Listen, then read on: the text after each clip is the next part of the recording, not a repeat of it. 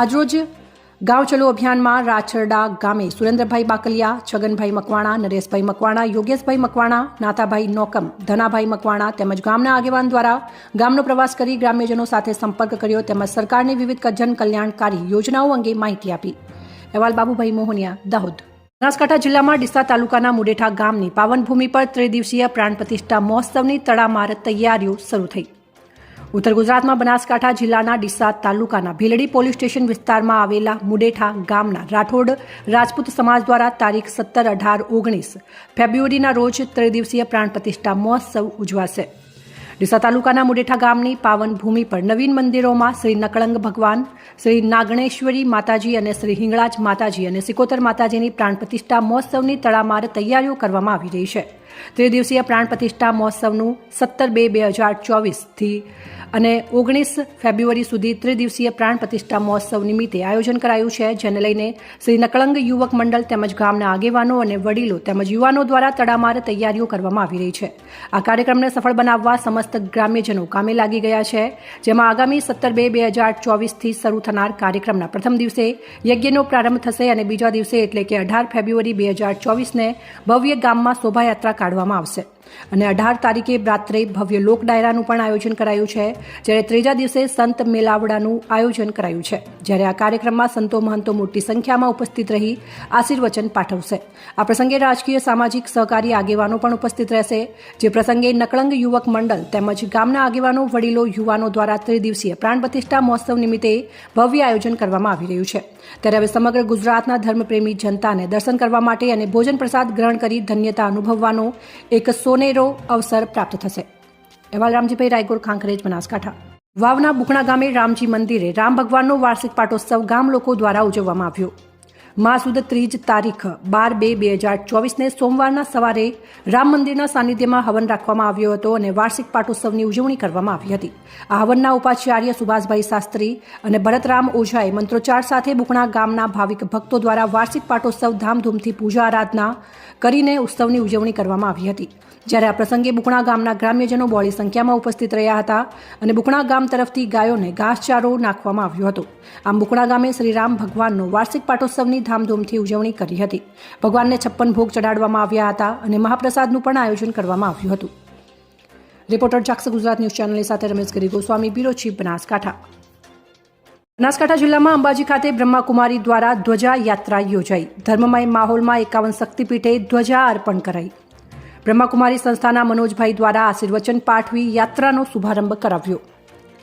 રાજ્ય સરકાર, ગુજરાત પવિત્ર યાત્રાધામ વિકાસ બોર્ડ તથા શ્રી આરાસુરી અંબાજી માતા દેવસ્થાન ટ્રસ્ટના સંયુક્ત ઉપક્રમે વિશ્વ પ્રસિદ્ધ યાત્રાધામ અને આદ્ય શક્તિપીઠ અંબાજી ખાતે તારીખ 12 થી 16 ફેબ્રુઆરી 2024 દરમિયાન 51 શક્તિપીઠ પરિક્રમા મહોત્સવનું ભવ્ય આયોજન કરવામાં આવ્યું છે, જે અંતર્ગત આજે મહોત્સવના ત્રીજા દિવસે બ્રહ્માકુમારી દ્વારા વિશેષ ધ્વજા યાત્રાનું આયોજન કરવામાં આવ્યું હતું, જે અંતર્ગત બ્રહ્માકુમારી સંસ્થાના મનોજભાઈ દ્વારા આશીર્વચન પાઠવીને પરિક્રમા યાત્રાનો શુભારંભ કરવામાં આવ્યો હતો, જેમાં મોટી સંખ્યામાં માઈ ભક્તો જોડાયા હતા. હાથમાં ધ્વજા અને મનમાં ઉત્સાહ સાથે માઈ ભક્તોએ જય અંબેના નાદ સાથે ધર્મમય માહોલમાં શ્રી 51 શક્તિપીઠ પરિક્રમા પથ પર પ્રયાણ કર્યું હતું. આ પ્રસંગે મનોજભાઈએ અંબાજીને આધ્યાત્મિક ઉર્જાનું કેન્દ્ર ગણાવી આધ્યાત્મિક શક્તિ થકી જ ભારત વિશ્વગુરુ બની શકે એમ જણાવી શક્તિપીઠમાંથી શ્રદ્ધાળુઓએ આધ્યાત્મિક જ્ઞાન ગ્રહણ કરી ભારત દેશને આધ્યાત્મિક ગુરુ બનાવવાની દિશામાં સહભાગી બનવા અનુરોધ કર્યો હતો. તેમજ માના ખોળે આવ્યા છીએ તો શક્તિ મેળવીને જવાનું છે એમ કહી આધ્યાત્મિક શક્તિ ઉજાગર કરવા ભક્તોને અપીલ કરી હતી. આ પ્રસંગે શ્રી આરાસુરી અંબાજી માતા દેવસ્થાન ટ્રસ્ટના વહીવટદાર સિદ્ધિવર્મા સહિતના અધિકારીઓ, સામાજિક ધાર્મિક સંસ્થાઓના પ્રતિનિધિઓ સહિત મોટી સંખ્યામાં ભાવિક શ્રદ્ધાળુઓ સહભાગી બન્યા હતા. અહેવાલ રામજીભાઈ રાયગોર, જાક્ષ ગુજરાત, બનાસકાંઠા. આજરોજ દાહોદ જિલ્લામાં લીમખેડા તાલુકાના દેગાવાડા ગામમાં 15/2/2024 રોજ પૂરણદાસ સાહેબની 9મી પુણ્યતિથિ નિમિત્તે ગામના વડીલો, યુવાનો, સાધુ સંતો દ્વારા પુણ્યતિથિ નિમિત્તે સંત હરિસિંહભાઈ તેમજ સાધુ ચિતુદાસ, સાધુ પૂરણદાસના વારસદારો દ્વારા તેમના પુત્ર સાધુ ધીરજદાસ તેમજ કુટુંબના આગેવાનો પુણ્યતિથિ નિમિત્તે ભેગા મળીને પૂરણદાસ સાહેબની મંદિરે આરતી ઉતારવામાં આવી હતી તેમજ ધ્વજા ચડાવવામાં આવી હતી. ગામના વડીલો દ્વારા એવું કહેવામાં આવે છે કે સાધુ પૂરણદાસ સાહેબ ગમે તેવી ગરમી હોય કે ગમે તેવો તાપ હોય તેવા ઉનાળામાં પણ ખુલ્લા પગે ચાલતા હતા અને તેઓ દાંતણ માટે રોજ અલગ અલગ વૃક્ષનો ઉપયોગ કરતા હતા. તેવા કાયમ માટે બાબા બારસિયા મંદિરે તેમની યાદગીરી વડવાનું વૃક્ષ પણ પૂજવામાં આવ્યું છે. આજે ગામના વડીલો દ્વારા તેમની કહાની યાદ કરવામાં આવી હતી અને પુણ્યતિથિ નિમિત્તે ગામના વડીલો યુવાનોએ હાજરી આપી હતી. રિપોર્ટર ગોરધનભાઈ પટેલ, લીમખેડા. રાજકોટ જિલ્લાના ધોરાજી ખાતે તાલુકા અને શહેર કોંગ્રેસની કારોબારી બેઠક યોજાઈ. લોકસભાની ચૂંટણી પહેલા રાજકોટ જિલ્લા કોંગ્રેસ સક્રિય બની. જિલ્લા કોંગ્રેસ પ્રમુખ લલિત વસોયાની ઉપસ્થિતિમાં બેઠક યોજાઈ. બેઠકમાં પ્રજાલક્ષી અને ખેડૂતોને પડતી હાલાકી બાબતે આવનારા દિવસોમાં આંદોલન સહિતના કાર્યક્રમો અંગે ચર્ચા કરાઈ. રાજકોટ જિલ્લા કોંગ્રેસ પ્રમુખ લલિતભાઈ વસોયા, લોકસભા સીટના પ્રભારી હીરાભાઈ જોટવા, પૂર્વ ધારાસભ્ય ભીખાભાઈ જોશી, શહેર કોંગ્રેસ પ્રમુખ દિનેશ વોરા, તાલુકા કોંગ્રેસ પ્રમુખ જયેશ લાખાણી સહિતના લોકો ઉપસ્થિત રહ્યા. રેલી યોજી ખેડૂતોના પ્રશ્ને ડેપ્યુટી કલેક્ટરને આપ્યું આવેદનપત્ર. કિસાન મોરચાના આગેવાન પાલ આંબલિયા પણ ઉપસ્થિત રહ્યા. રિપોર્ટર નયનભાઈ રાવરાણી. દાહોદ એસીબી પોલીસે દાહોદ જિલ્લાના જુદા જુદા વિસ્તારોમાંથી 11,75,820ના મુદ્દામાલ સાથે 3 આરોપીઓને ઝડપી પાડી જેલ ભેગા કર્યા. દાહોદ જિલ્લા એલસીબી પોલીસ ઇન્સ્પેક્ટર કેડી ડિંડોરની તેમજ LCB police inspector ML Damor તથા એલસીબીની ટીમ કતવારા પોલીસ સ્ટેશન વિસ્તારમાં વિદેશી દારૂની હેરાફેરીને અટકાવવા માટે તેમજ બુટલેગરોને ઝડપી પાડવા પેટ્રોલિંગમાં હતી. તે દરમિયાન તેમને ખાનગી રાહે મળેલી બાતમીને આધારે કતવારા અર્જુનભાઈ પણદા, રહેવાસી જાલત તેમજ રમેશભાઈ સુકિયાભાઈ બિલવાલ, જાલત નાકાફળિયા તેમજ દાહોદ એ ડિવિઝન વિસ્તારમાં બતનસિંહ બચ્ચુ હટીલા વિદેશી દારૂ અને વિદેશી દારૂ સાથે ઝડપી પાડીને તેમની 116 વિદેશી દારૂની પેટીઓ તેમજ 3,542 નગ દારૂ તથા એક 4-વ્હીલર ગાડી અને એક મોબાઈલ મળી કુલ રૂપિયા 11,75,820નો મુદ્દામાલ કબજે કરીને દાહોદ એસીબી પોલીસે ઝડપી પાડી કાયદેસરની કાર્યવાહી હાથ ધરી હતી. અહેવાલ માજુભાઈ બારિયા, દાહોદ જિલ્લા બ્યુરો ચીફ. આણંદ જિલ્લાના ઉમરેઠ શહેરમાં શક્તિવંદન કાર્યક્રમ યોજાયો. તારીખ 14/2/2024ના દિવસે આણંદ જિલ્લાના ઉમરેઠ વિધાનસભા મહિલા મોરચા દ્વારા મહિલા સ્વર્ગીય સહાય જૂથ શક્તિવંદન અભિયાન અંતર્ગત વીઓ સખી મંડળની બહેનોને કીટ વિતરણ કરી સન્માન કરવામાં આવ્યું હતું અને મહિલાઓને વિવિધ યોજનાઓની માહિતી આપવામાં આવી હતી. આ કાર્યક્રમમાં ઉમરેઠ તાલુકા પ્રમુખ વિમલભાઈ પટેલ, શહેર પ્રમુખ હર્ષભાઈ સહેરાવાળા, મંત્રીઓ, કાર્યક્રમના ઇન્ચાર્જ રાજેશભાઈ ભોઈ તથા દીપિકાબેન પટેલ રતનપુરા, ઉમરેઠ તાલુકા મહિલા મોરચા પ્રમુખ રિંકીબેન પટેલ, ઓડ શહેર પ્રમુખ ભાવનાબેન પટેલ, તાલુકા પંચાયતના સભ્યો ઉપસ્થિત રહ્યા હતા. ગુજરાતમાં ભાજપ સરકારે મહિલાઓ માટે અનેક અભિયાન ચલાવ્યા છે. સામાજિક સ્તર ઉપર બહેન દીકરીઓ માટે કન્યા કેળવણી અભિયાન ચાલે છે અને ગુજરાતમાં ભાજપે મહિલાઓ માટે રોજગાર વધાર્યો છે.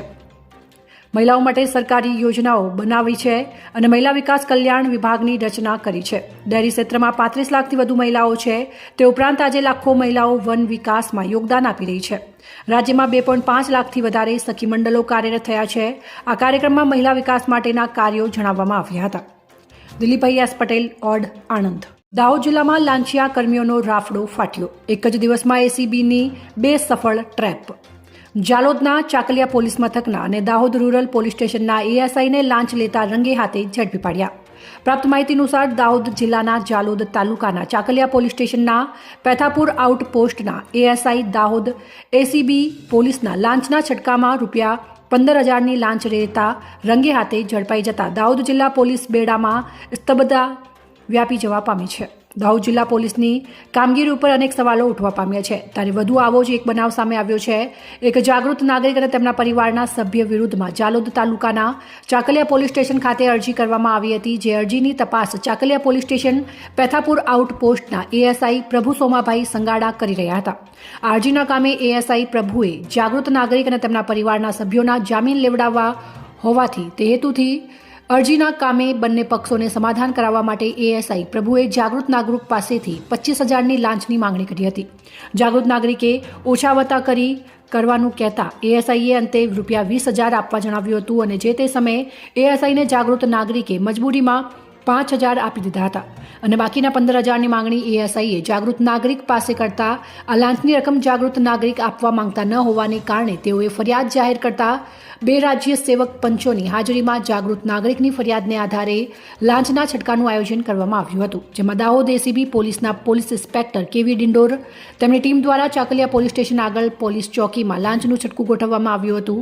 જેમાં એએસઆઈ પોલીસ ચોકી રૂમમાં અંદરના ખંડમાં જાગૃત નાગરિક પાસેથી રૂપિયા 15,000ની લાંચ લેતા દાહોદ એસીબી પોલીસના હાથે રંગે હાથે ઝડપાઈ ગયા હતા. આ ઘટનાને પગલે પુનઃ એકવાર દાહોદ જિલ્લા પોલીસ બેડામાં ચકચાર સાથે ખલબલાટ મચી જવા પામ્યો હતો. આ સંબંધે દાહોદ એસીબી પોલીસે ગુનો નોંધી આગળની કાયદેસરની કાર્યવાહી હાથ ધરી છે. અહેવાલ એસએમ બગોરા, લીમખેડા, દાહોદ. આજરોજ દાહોદ જિલ્લા લોકસભાની આમ આદમી પાર્ટીની મીટિંગ યોજાઈ હતી, જેમાં પ્રદેશના હોદ્દેદારો, દાહોદ જિલ્લાના હોદ્દેદારો અને વિધાનસભામાં લડેલા ઉમેદવારો અને વિધાનસભાના પ્રમુખ, તાલુકા પ્રમુખ તેમજ કાર્યકર્તાઓએ હાજરી આપી હતી. કોંગ્રેસના જિલ્લા પ્રમુખ પણ હાજર રહ્યા હતા.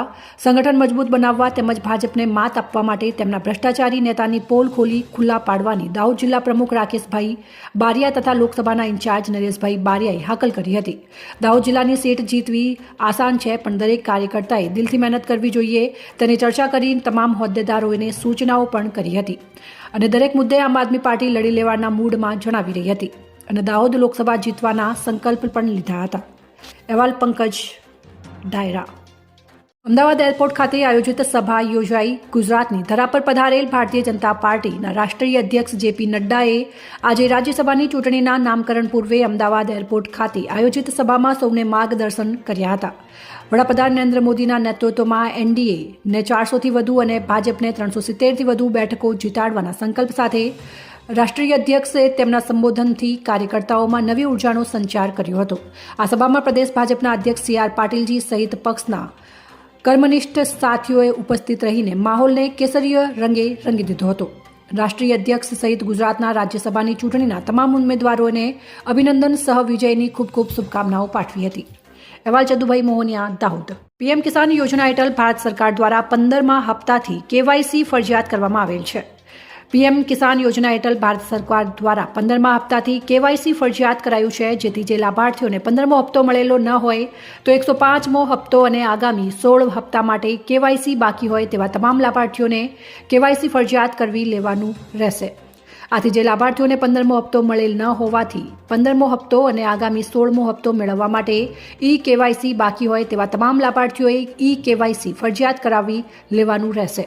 સરકાર દ્વારા તારીખ 12 થી 21 ફેબ્રુઆરી 2024 દરમિયાન કોમન સર્વિસ સેન્ટર મારફતે 10 દિવસીય રાષ્ટ્રવ્યાપી કેવાયસી માટેની ઝુંબેશ હાથ ધરવામાં આવનાર છે, જેનું કેવાયસી બાકી છે તેવા લાભાર્થીઓએ ગ્રામ્ય કક્ષાએ નજીકના કોમન સર્વિસ સેન્ટર ખાતે ઉપસ્થિત રહીને બાયોમેટ્રિક ઓથેન્ટિફિકેશન દ્વારા કેવાયસી કરાવી લેવાનું રહેશે. આ ઉપરાંત અન્ય પદ્ધતિઓ દ્વારા પણ કેવાયસી પૂર્ણ કરી શકાય છે. ગ્રામ્ય કક્ષાએ ગ્રામ્ય સેવક, તાલુકા કક્ષાએ તાલુકા વિસ્તરણ અધિકારીનું રૂબરૂ ઉપસ્થિત રહી ફેસ ઓથેન્ટિકેશન દ્વારા કેવાયસી કરાઈ શકશે. ગ્રામ્ય કક્ષાએ પણ યુવાન દ્વારા પીએમ કિસાન મોબાઈલ એપ્લિકેશનનો ઉપયોગ કરી પીએમ કિસાનના લાભાર્થીઓનો આધાર ઓટીપીનો ઉપયોગથી લોગિન કરી અન્ય 10 લાભાર્થીઓનું ફેસ ઓથેન્ટિફિકેશન દ્વારા કેવાયસી થઈ શકે છે. જે લાભાર્થીઓનો આધાર સાથે મોબાઈલ લિંક હોય તેવા લાભાર્થીઓ આધાર ઓટીપી દ્વારા ઘરે બેઠા સરળતાથી જાતે કેવાયસી કરી શકે છે, તેવું જિલ્લા ખેતીવાડી અધિકારીની અખબારી યાદીમાં જણાવ્યું છે. રિપોર્ટર જાગૃત ગુજરાત ન્યૂઝ ચેનલની સાથે રમેશ ગિરી ગોસ્વામી, બ્યુરો ચીફ, બનાસકાંઠા.